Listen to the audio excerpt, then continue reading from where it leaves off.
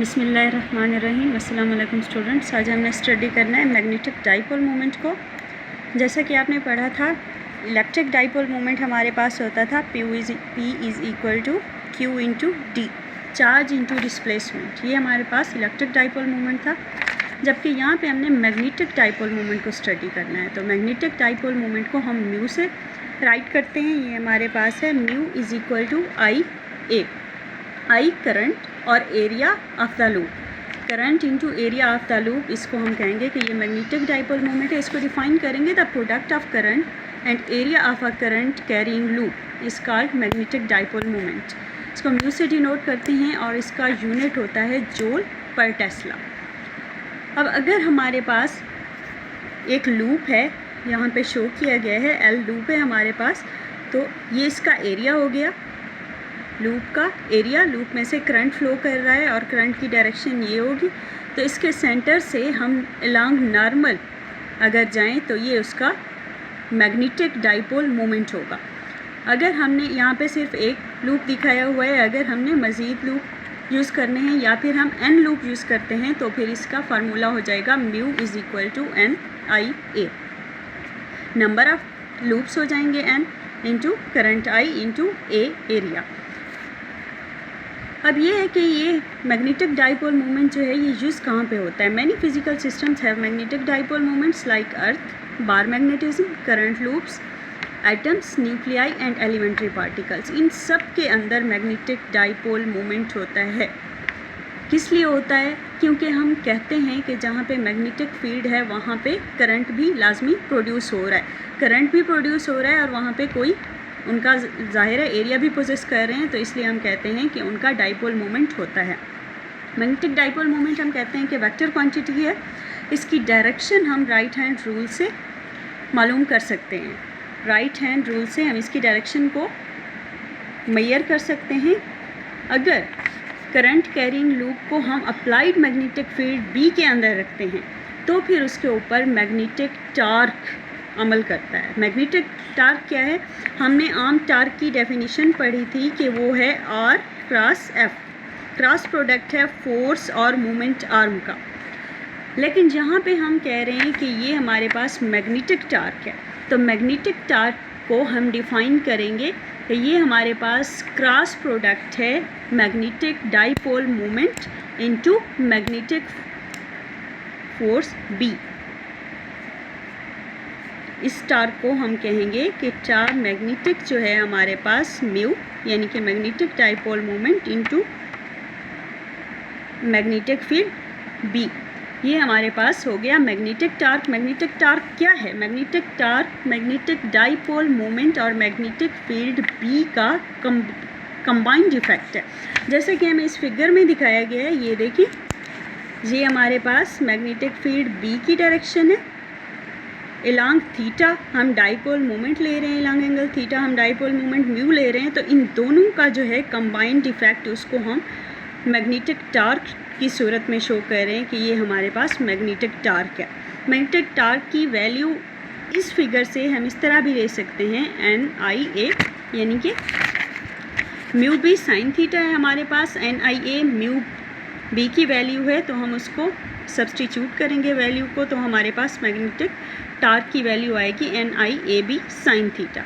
N I A की जगह पे हम फिर से म्यू को सब्सटीट्यूट कर देंगे, डाइपोल मोमेंट है जो हमारे पास मैग्नेटिक डाइपोल मोमेंट, तो म्यू बी साइन थीटा। अब साइन थीटा जहाँ पे हो वो हमारे पास क्रॉस प्रोडक्ट होती है, तो इस सूरत में हमारे पास मैग्नेटिक टार्क जो है उसकी वैल्यू म्यू क्रॉस बी, यानी कि ये प्रूव हो गया हमारे पास कि मैग्नेटिक टार्क जो है वो डाइपोल मोमेंट और मैग्नेटिक फील्ड का क्रॉस प्रोडक्ट है।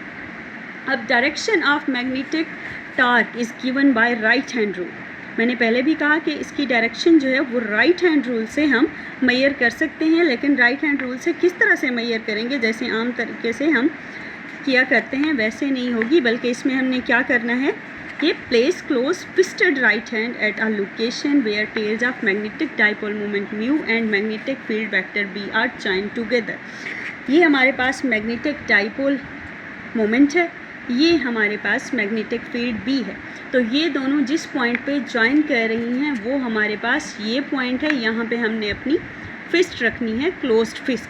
क्लोज्ड फिस्ट जब हम प्लेस करेंगे, जैसा कि मैं अगर अपनी प्लेस करती हूँ यहाँ पे ये, तो जब मैं थंब को इरेक्ट करूँगी तो वो मेरे पास टार्क की, मैग्नेटिक टार्क की डायरेक्शन को शो करेगा। ये नज़र भी आ रही है और मेरा थंब भी इसी तरफ को स्ट्रेच हो रहा है। इस तरह से हमने मैग्नेटिक डाइपोल मोमेंट और मैग्नेटिक टार्क की वैल्यू राइट हैंड रूल से निकालनी है।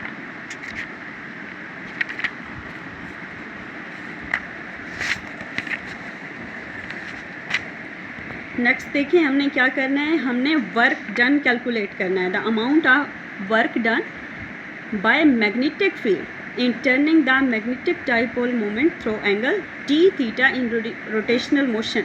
अब अगर हमने डाइपोल मोमेंट को टर्न करना है through an angle D theta किसी भी किस्म की रोटेशनल मोशन में, तो उसके लिए हमें कितना वर्क करना पड़ेगा ये देखते हैं। हमारे पास वर्क की जनरल डेफिनेशन हुआ करती है W is equal to F dot D S, यानी कि वर्क बराबर है फोर्स डॉट प्रोडक्ट और ये हमारे पास डिस्प्लेसमेंट हुआ करता है डी एस। यहाँ पे हमने लेना है मैग्नेटिज्म की टर्म में, तो मैग्नेटिज्म की टर्म्स में हमारे पास फोर्स एनालॉगस टू टार्क होती है और net work done in turning magnetic dipole from initial angle theta not to final angle theta. Net work done क्या होगा, initial angle theta not to final angle theta, ये होगा हमारे पास। हम theta naught lower limit लेंगे और theta upper limit लेंगे और इसको इंटीग्रेट करेंगे, इंटेग्रल डी डब्ल्यू हो जाएगा। W is equal to integral D W की वैल्यू सब्सटीट्यूट करें यहाँ से, जो टा एम डॉट डी थीटा है, ये वैल्यू सब्सटीट्यूट की हमने, integral theta not to theta टा M dot D theta. According to right hand rule, direction of magnetic torque ta m and angular displacement d theta is opposite।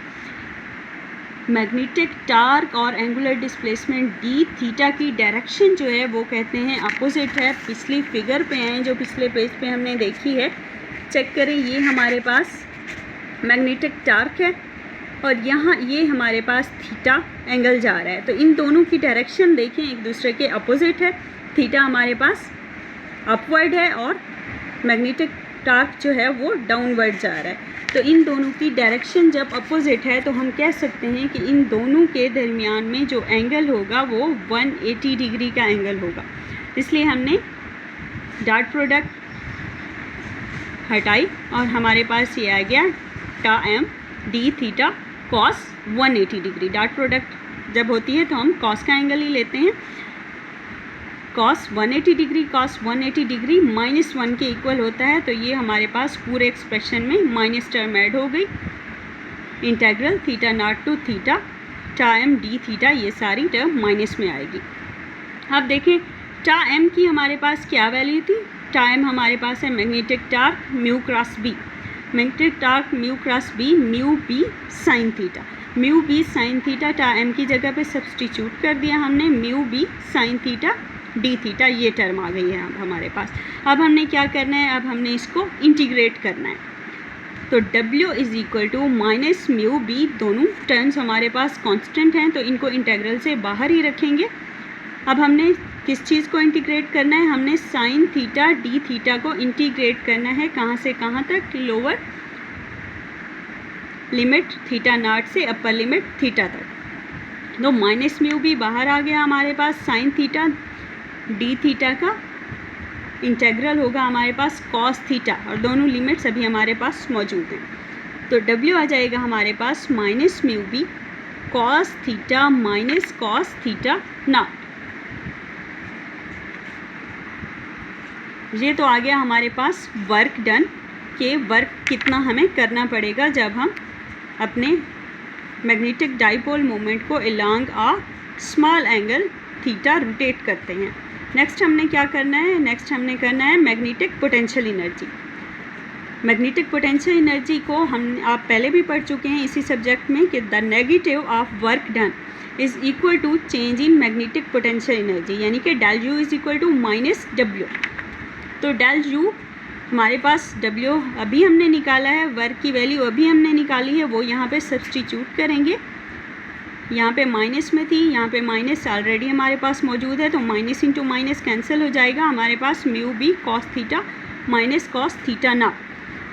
अगर हम arbitrary value लेते हैं theta naught की कि वो 90 degree पे है, ज़ाहिर है थीटा हमारे पास कोई एंगल है और एंगल की आर्बिट्रेरी वैल्यू हम 90 डिग्री ले रहे हैं, and choose magnetic potential energy be zero at that angle. Cos 90 degree हमारे पास ऑलवेज इक्वल टू ज़ीरो ही होता है, और यहाँ पे हमारे पास कॉस का एंगल ही है, तो जब हम 90 डिग्री ले रहे हैं थीटा नॉट की आर्बिट्रेरी वैल्यू, तो हमारे पास वहाँ पे पोटेंशियल एनर्जी की वैल्यू भी ऑब्वियसली क्या हो जाएगी, इक्वल टू ज़ीरो हो जाएगी। अब नेक्स्ट देखें,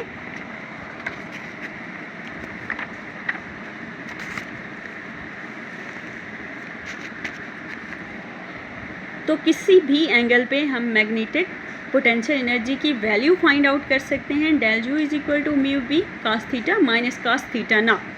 तो अब हम ले रहे हैं डेल यू की जगह पे U at theta minus U at theta not, तो ये हो जाएगा is equal to mu B cos theta minus Q cos theta not. U of theta की तो कोई वैल्यू होगी, लेकिन यू ऑफ थीटा नॉट हम कह चुके हैं कि उसकी वैल्यू ज़ीरो होगी, तो हम लगा रहे हैं mu B into cos theta minus cos 90 degree. Theta naught को हमने इक्वल टू 90 डिग्री लिया है, तो U of theta is equal to mu B cos theta, क्योंकि cos 90 is equal to zero आ जाएगा, तो इसकी वैल्यू हमने क्या कर दी, यहाँ से एलिमिनेट कर दिया।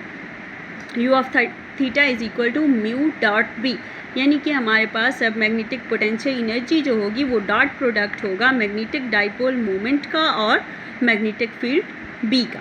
The magnetic potential energy will be minimum, कब हमारे पास मिनिमम होगी मैग्नेटिक पोटेंशियल एनर्जी और कब मैक्सिमम होगी, ये देख रहे हैं आप।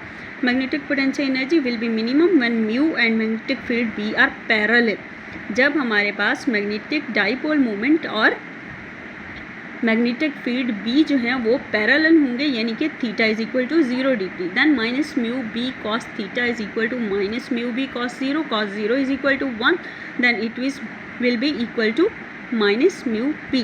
The magnetic potential energy will be maximum when mu and magnetic field b are anti-parallel, यानी कि इन दोनों के दरमियान में एंगल थीटा 180 डिग्री होगा, तब हम मैग्नेटिक पोटेंशियल एनर्जी की वैल्यू निकालते हैं minus mu B cos 180 degree. 180 degree is equal to -1, minus into minus is equal to plus, so it will be plus mu B. तो ये हमारे पास वैल्यू आएगी मैग्नेटिक पोटेंशियल एनर्जी की मैक्सिमम वैल्यू। ठीक है स्टूडेंट्स, लेक्चर समझ आया?